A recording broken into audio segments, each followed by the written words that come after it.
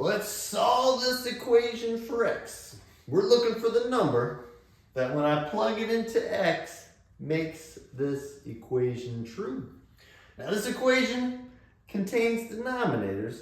A common thing to do to solve equations is to get rid of the denominators by multiplying both sides by the lowest common multiple of the denominators.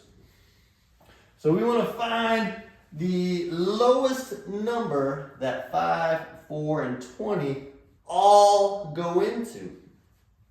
And they all go into 20. 5 goes into 20 4 times, 4 goes into 25 times, and 20 goes into 20 once.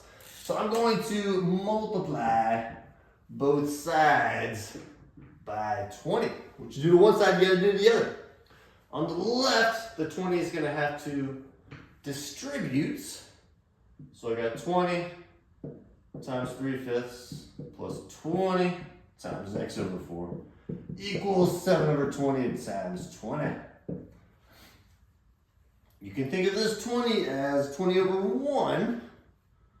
So this 5 can go into this 20 4 times, and here you're just left with 4 times 3, which is 12. 12 over 1, so it's going to be 12.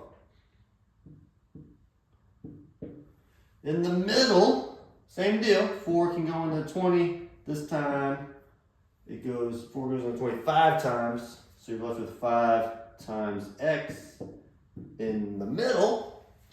And on the right-hand side, 20 goes into 20 once, so you're just left with 17 on the right-hand side. I'm trying to solve for x.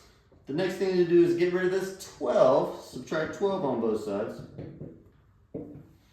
So on the left, you're just left with 5x. And on the right, we're just left with 5. So we have 5x equals 5.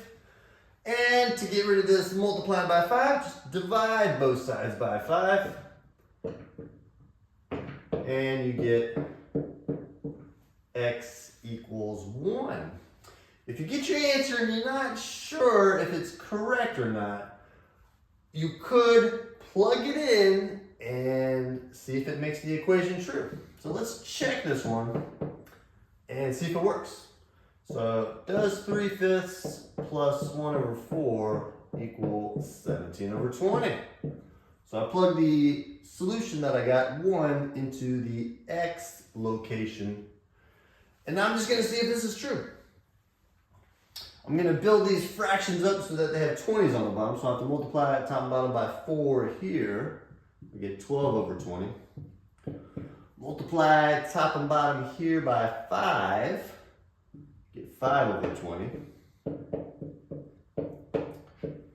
And when you add fractions, 12 plus 5 is 17. So this is checking out. It works.